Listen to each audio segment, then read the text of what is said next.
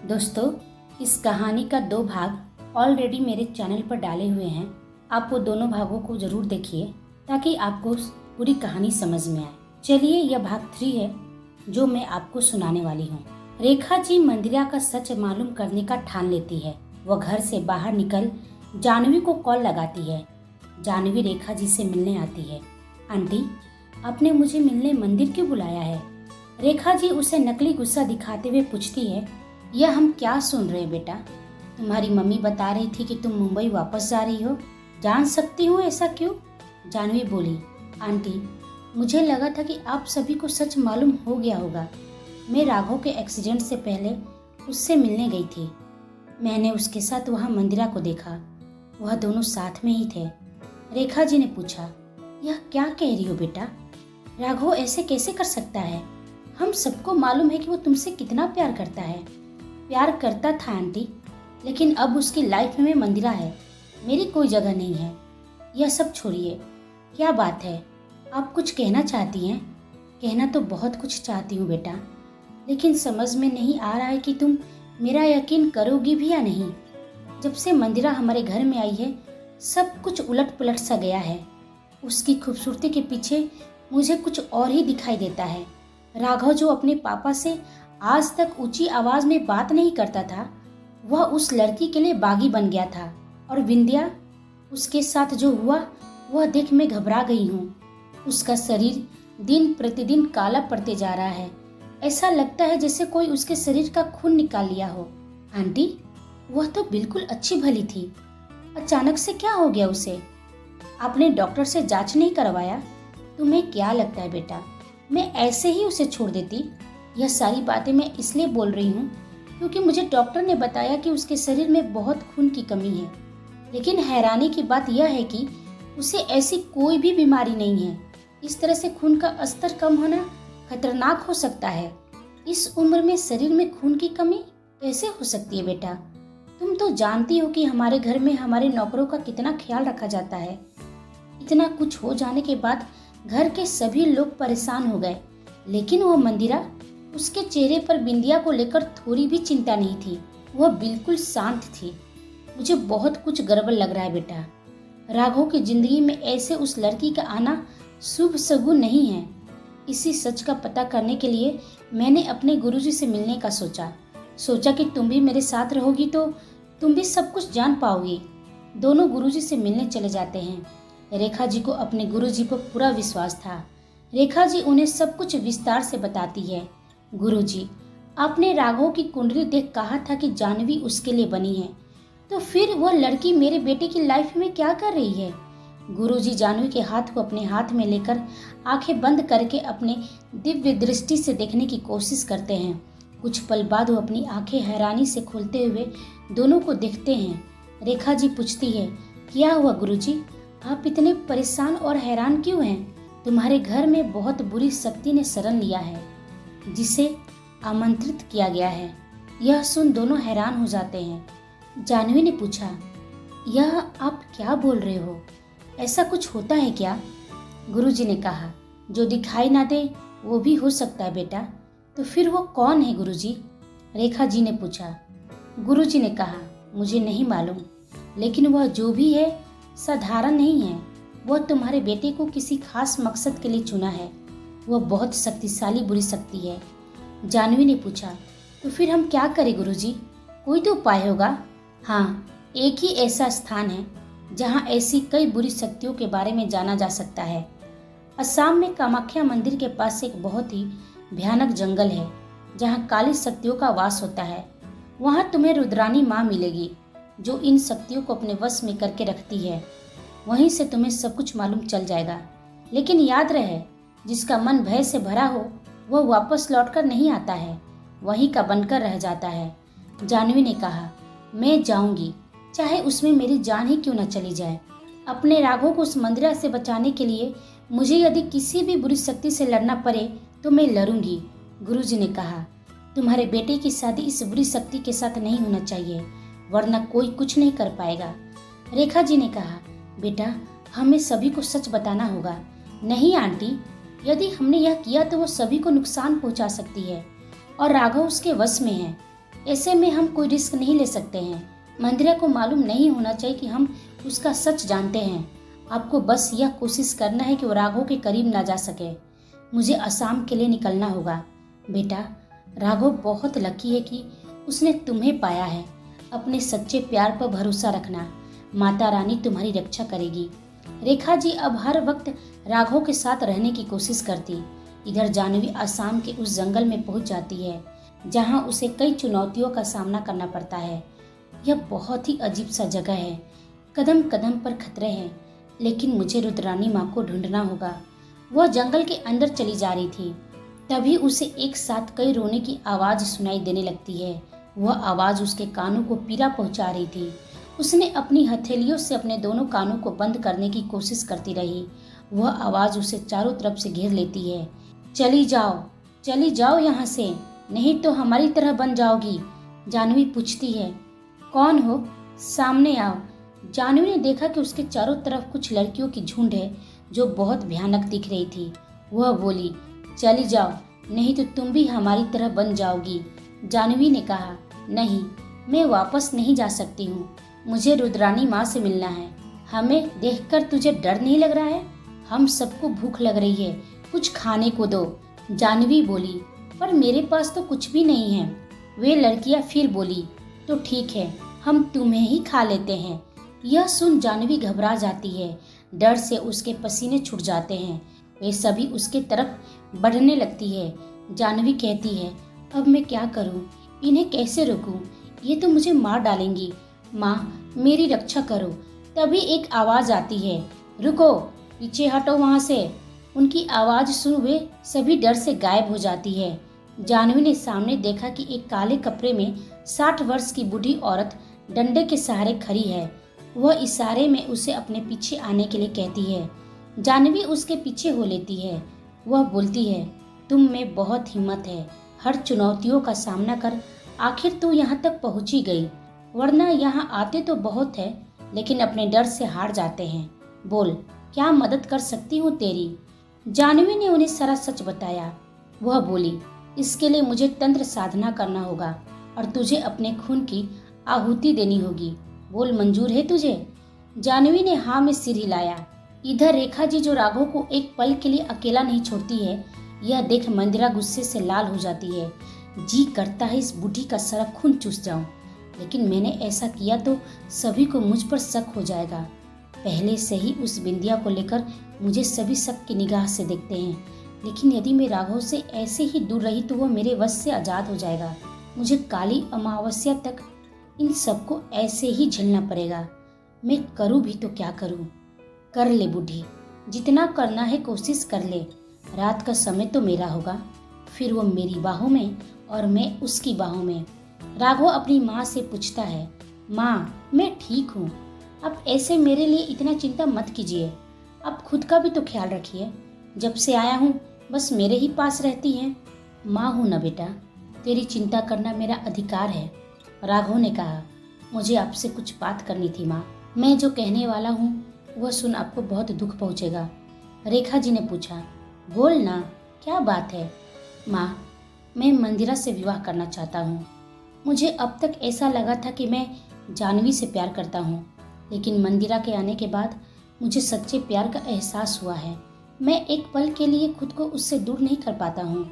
रेखा जी को अपने बेटे की बातें सुन बिल्कुल हैरानी नहीं होती है, क्योंकि वह जानती थी कि उनका बेटा मंदिरा के वश में है और वह जो भी बोल रहा है वह मंदिरा के कहने पर ही। वह बोली, इस बारे में अभी बात करने का समय नहीं है बेटा, तुम पहले पूरी तरह से ठीक तो हो जाओ, फिर हम बैठकर बात करेंगे इस बारे में। इधर रुद्रानी माँ ने एक बहुत बड़े पात्र में जल डालकर उसके चारों तरफ घेरा बनाकर जानवी से बोली, मैं इस पात्र को जागृत करूंगी अपने तंत्र की विद्या से। जब मैं तुम्हें इशारा करूंगी तो तुम अपने खून की कुछ बूंदे इस पात्र में गिराओगी। गिराते समय उस काली शक्ति का ध्यान कर उसका नाम का उच्चारण करना होगा, लेकिन डरना बिल्कुल तुम नहीं। यह प्रक्रिया करते समय तुम्हें बहुत सारी आत्माएं डराने की कोशिश करेगी, वह तुम्हें बहकाने की कोशिश करेगी, लेकिन तुम अपना ध्यान लगा कर रखना, उनकी बातों में मत आ जाना, वरना यह प्रक्रिया भंग हो जाएगी और तुम्हारी जान भी जा सकती है। जैसे जैसे रुद्रानी माँ ने कहा, जानवी वैसा ही करती गई। प्रक्रिया के अंतिम चरण में काफी तेज हवा बहने लगी। रुद्रानी माँ का पूरा शरीर थरथराने लगा। अजीब अजीब सी आवाजों ने जानवी को घेर लिया। कभी हंसने तो कभी रोने की आवाज आने लगी। यह देख जानवी को थोड़ा डर लगता, लेकिन राघव का सोच अगले ही पल खुद में हिम्मत जुटा लेती। कुछ पल बाद आया तूफान शांत हो गया। आवाजें बंद हो गई। रुद्रानी माँ ने आंखें खोल पात्र में देखा तो मंदिरा का चेहरा झलक उठा। वह जानवी से बोली, इस पात्र में देखो जानवी, तुम्हें उस काली शक्ति के बारे में मालूम चलेगा। जानवी ने उस पात्र में देखा तो मंदिरा किसी राजघराने में थी। उसकी पहनावा किसी राजकुमारी जैसी थी। यह देख जानवी ने पूछा, रुद्रानी माँ, यह तो मंदिरा ही है, लेकिन यह कौन सी जगह है? यह तो कोई राजमहल है, मुझे कुछ मालूम नहीं चल रहा है। रुद्रानी माँ ने कहा, वह कोई साधारण बुरी शक्ति नहीं है, बहुत शक्तिशाली और बदले की आग में तपकर खतरनाक हो गई है। वह एक प्रेम पिशाचनी है। जानवी ने पूछा, यह कैसी पिशाचनी है? मैं तो पहली बार ऐसा नाम सुन रही हूँ, प्लीज मुझे पूरी बात बताइए। रुद्रानी माँ ने कहा, वह एक प्रेम पिशाचनी है, 200 साल पुरानी पिशाचनी। वह कुंवारी लड़कियों का खून पीकर अपनी सुंदरता को, अपने यौवन को नया करती है। यह सुन जानवी को सिवान में हो रही रस्मी तरीके से लड़कियों की मौत याद आ गई। वह बोली, अब मुझे समझ में आया कि सिवान में लड़कियां क्यों गायब हो रही थी। यह मंदिरा ही उन्हें गायब करी थी। रुद्रानी माँ ने कहा, हो सकता है। ऐसी काली शक्तियां नरक के देवता असुरासुर को अपना स्वामी मानती है, उनकी सच्ची भक्त होती है। वह असुरासुर को प्रसन्न करने के लिए इन्हें बड़ा कठिन परीक्षा से गुजरना पड़ता है। फिर उन्हें जो चाहिए वह देता है, लेकिन बदले में वो भी उनसे कुछ लेता है। तो क्या मंदिरा उस असुरासुर को खुश करने के लिए यह सब कर रही है? रुद्रानी माँ ने कहा, हो सकता है, लेकिन तुम्हारा राघव अब उस मंदिरा के वश में है, पर पूरी तरह से नहीं। राघव का दिमाग पर मंदिरा का कब्जा है, क्योंकि कोई भी काली शक्ति को यदि किसी को वश में करना पड़ता है, वह उसके दिमाग को ही अपने वश में कर सकती है। जानवी ने कहा, यानी कि राघव के दिल में अभी भी मैं ही हूँ, तभी तो वो मुझे देखकर इमोशनल हो जाता था।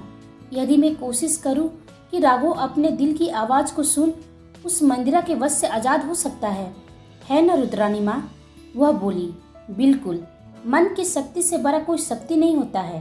तुम्हें तुम्हारे राघव की मन की शक्ति को जागृत करना होगा, लेकिन यह सब होगा कैसे रुद्रानी माँ? वह बोली, कोई भी समस्या का समाधान उसके जड़ में होता है जानवी, तुम्हें उसके जड़ तक पहुंचना होगा, और यह तुम्हें आने वाली काली अमावस्या से पहले ही करना होगा, क्योंकि आने वाली काली अमावस्या के दिन वह तुम्हारे राघव से शादी कर उसे पूरी तरह से वश में कर लेगी। फिर मैं क्या, कोई उसका कुछ नहीं बिगाड़ पाएगा। आने वाली काली अमावस्या के दिन? मैं कुछ समझी नहीं। काली अमावस्या के दिन बुरी शक्तियों की शक्ति चरम सीमा पर होती है। वह कोई भी अपना शुभ कार्य करने के लिए उस अमावस्या के दिन को ही चुनती है। जानवी ने पूछा, और यह काली अमावस्या के दिन कब होती है? रुद्रानी माँ ने कहा, यह दिवाली के समय आती है। यह काली अमावस्या के दिन कई सालों बाद इस साल आने वाली है, यानी कि मेरे पास समय बहुत कम है, क्योंकि दिवाली में तो मात्र 1 महीना का ही समय है। हाँ, तुम्हारे पास समय बहुत कम है। उससे पहले ही तुम्हें मंदिरा का माया जाल को तोड़ना होगा, और उसका सच पता करने के लिए तुम्हें उसके अतीत में जाना होगा। जानवी ने पूछा, लेकिन वो मेरे राघव के पीछे क्यों पड़ी हुई है? उसका क्या मकसद है? तुम्हारे इन दोनों सवालों का जवाब मेरे पास नहीं है, वह तुम्हें खुद ही मालूम करना होगा। लेकिन हाँ, मैं यह जरूर कहूंगी कि उसे हराना आसान नहीं होगा। वो भी तुम्हारी तरफ प्रेम में ही है। माना कि उसका प्रेम छल, माया, मोह और सुंदरता से भरा हुआ है, लेकिन है तो प्रेम, इसलिए उसे वही लड़ पाएगा जो उसके प्रेम को अपने सच्चे प्रेम से मात देगा। जानवी ने कहा, मैं उसे हराऊंगी, चाहे इसमें मेरी जान ही क्यों न चली जाए, लेकिन उसे उसके गंदे मकसद में कामयाब नहीं होने दूंगी। रुद्रानी माँ ने कहा, हाँ, तुम्हारी आंखों में मुझे सच्चा प्रेम दिखता है, इसलिए मैं तुम्हारी पूरी तरह से मदद करूंगी। यह 2 लॉकेट है, यह मेरे जीवन भर की साधना का फल है। यह कोई मामूली नहीं है, तंत्र और मंत्र से बनी हुई है। इसे एक तुम धारण करना और एक उस मंदिरा के गले में डालना, लेकिन यह लॉकेट तभी तुम उसके गले में डाल सकती हो जब उसकी शक्तियाँ कमजोर हो। क्योंकि यदि उसने इस लॉकेट को पहचान लिया तो यह लॉकेट की शक्ति को वो अपने वश में कर लेगी। फिर तुम उसकी सच्चाई नहीं जान पाओगी। और हाँ, जिस दिन तुम्हें मेरी मदद की जरूरत पड़ेगी मुझे सच्चे मन से याद करना। तुम्हारी मदद के लिए मैं जरूर आऊंगी। अब तुम जाओ जानवी। जानवी वहाँ से निकल वापस पटना आ गई। वह रेखा जी का मंदिर में वेट करती है। रेखा जी उसे देखते ही गले लगा कर कहती है, शुक्र है बेटी कि तू ठीक है। मैं तो बहुत घबरा गई थी। कुछ पता चला उस मंदिरा के बारे में? जानवी ने उन्हें सारा सच बताई। आंटी, जब मैंने उस पात्र में मंदिरा को देखा तो मंदिरा जहाँ थी ऐसा लग रहा था जैसे कोई बहुत बड़ा राजघराना हो। मुझे समझ में नहीं आ रहा आंटी कि सिवान में या पटना में ऐसा कोई राजघराना नहीं है, क्योंकि उस राजघराने की बनावटें हम राजस्थान या मध्य प्रदेश में ही देखते हैं। क्या आपको इस बारे में कुछ पता है? उसकी बातें सुन रेखा जी चुप हो जाती है। आप चुप क्यों हो गई आंटी? मुझे ऐसा क्यों लग रहा है कि आप कुछ तो जानती है और मुझसे छुपा रही हैं। रेखा जी कहती है, बेटा यह सब छोड़ो, यह बताओ कि उस मंदिरा को हम अपने घर से कैसे निकाल सकते हैं। आंटी प्लीज बात समझने की कोशिश कीजिए, मुझसे कुछ मत छुपाइए, क्योंकि राघव का जान खतरे में है। राघव ही नहीं, पूरे परिवार का जान खतरे में है। वो किसी को नहीं छोड़ेगी। उसका क्या मकसद है यह हमें पता करने के लिए मुझे उसके जड़ तक जाना होगा। मुझे उसके अतीत में जाना होगा। रेखा जी कहती है, बेटा यह एक ऐसा राज है जिसके बारे में राघव तक को नहीं मालूम है। हम कौन हैं, हमारी क्या सच्चाई है, यहाँ किसी को नहीं मालूम है। इसलिए बेटा उचित समय आने पर मैं तुम्हें सब कुछ बता दूंगी। मेरी बात को समझो। यह अभी सही समय नहीं है, लेकिन अब तुम हमारे घर में हमारे साथ रहोगी, क्योंकि राघव उस मंदिरा से विवाह करना चाहता है। उसे रोकने के लिए तुम्हारा वहाँ रहना जरूरी है। तू उसके सामने रहेगी तो मुझे पूरा विश्वास है कि राघव जरूर अपने दिल की आवाज को सुनने की कोशिश करेगा, और यह देख मंदिरा कोई न कोई गलती जरूर करेगी जिससे उसकी शक्तियाँ कमजोर हो जाएगी। तब इस लॉकेट को उसके गले में डाल दिया जाएगा। ठीक है आंटी, मैं आपके साथ आपके घर में रहने के लिए रेडी हूँ। लेकिन जानवी मन में सोचती है, आंटी क्यों छुपा रही है मुझसे? क्या है वो राज? इधर रात का समय मंदिरा राघव के कमरे में जाती है और फिर अपनी खूबसूरती और खुशबू से उसे वश में कर लेती है। राघव मेरी बात सुनो, तुम्हें अब अपने घर वालों को हमारी शादी के फैसले सुनाने होंगे। लेकिन राघव, हम शादी यहाँ से नहीं करेंगे, उसके लिए हमें भानगढ़ जाना होगा। राघव पूछता है, भानगढ़ यह कौन सी जगह है और हम वहाँ क्यों शादी करेंगे? राघव, भानगढ़ राजस्थान में है। तुम ज्यादा सवाल मत करो, जैसा मैं कहती हूँ बस तुम बिल्कुल वैसा ही करो। अगली सुबह जानवी उस घर में रहने के लिए आ जाती है। उसे देख मंदिरा परेशान हो जाती है, लेकिन राघव को बहुत दुख पहुँचता है। वह अपनी माँ से कहता है, जानवी को आपने यहाँ क्यों बुलाया है? उसे मुझे ऐसे देखकर बहुत तकलीफ होगा माँ। रेखा जी कहती है, जानवी अब हमारे साथ ही रहेगी बेटा, क्योंकि जानवी के पेरेंट्स कुछ दिनों के लिए बाहर गए हैं। रमाकांत जी भी कहते हैं, हाँ बेटा, जानवी बेटा अब हमारे साथ ही रहेगी। तब राघव गुस्से से कहता है, तो आप लोग भी मेरा एक फैसला सुन लीजिए।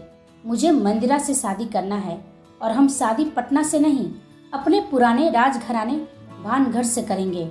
यह सुन रमाकांत, जानवी और रेखा जी आश्चर्यचकित हो जाते हैं। ऐसी बातें सुन रमाकांत के पैरों तले जमीन खिसक जाती है। रेखा जी और वह एक दूसरे को आश्चर्य से देखने लगते हैं। राघव ने पूछा, भानगढ़, यह नाम सुनते ही आप चुप क्यों हो गए पापा? क्या है वहाँ ऐसा जो आपने कभी इस बारे में मुझे नहीं बताया? रमाकांत जी पूछे, तुम यह बताओ कि तुम भानगढ़ के बारे में क्या जानते हो? जो शब्द कभी हमारे लब पर नहीं आए वो तुम्हारे दिल में कैसे आ गए? मुझे बस इतना मालूम है कि मुझे मंदिरा से विवाह उस भानगढ़ में ही करना है। यह बोल राघव गुस्से में वहाँ से चला गया। रमाकांत जी अपना सिर पकड़कर वहीं बैठ गए। रेखा जी, जो सच कई पीढ़ियों से दफन है वह राघव को कैसे मालूम हुआ? आपने बताया क्या? रेखा जी ने कहा, कैसी बात कर रहे हैं आप? मैं उसे क्यों बताऊंगी? जो राज हमारे पूरे परिवार को बर्बाद कर सकता है, मेरे बेटे को हमसे दूर कर सकता है, आपको ऐसा कैसे लग सकता है कि मैं उससे कहूंगी? जानवी ने पूछा, लेकिन मैं जानना चाहती हूँ कि ऐसा कौन सी सच्चाई है जो आप लोग उसके नाम से ही इतने डर गए?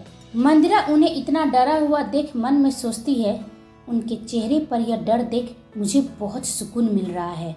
अभी तो डर की शुरुआत है, असली खेल तो भानगढ़ में होगी, जो तुम सब सोच भी नहीं सकते कि मैं क्या करने वाली हूँ। रेखा जी ने कहा, जानवी बेटा, तुम अपने कमरे में जाओ, हम बाद में बात करेंगे इस बारे में। जानवी अपने कमरे में जाते समय उसका सामना मंदिरा से होता है। मंदिरा उससे पूछती है, बड़ी बेशरम हो, किस रिश्ते से आई हो यहाँ? मेरे राघव को मुझसे दूर करना चाहती हो? जानवी ने कहा, जिस रिश्ते से तुम यहाँ रहती हो कुछ ऐसा ही समझ लो मेरा भी। और तुम्हारा? वो मेरा राघव है, जिसके दिल में मैं बसी हूँ। अच्छा, बहुत बेवकूफ हो, सुना नहीं तुमने? राघव ने मुझसे शादी करने का फैसला लिया है और तुम उसकी लाइफ में कहीं नहीं हो। एक बात समझ लो जानवी, मुझसे उलझने की कोशिश मत करना, वरना तुम्हें अपने आप को भी पहचानने में तकलीफ होगी।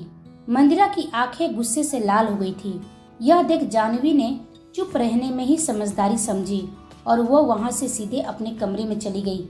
वह कुछ सोचकर सब इंस्पेक्टर मनोज को कॉल लगाती है। उधर से मनोज पूछता है, हेलो बहन, कैसी हो तुम? क्या बात है, बहुत दिन बाद अपने भाई की याद आई?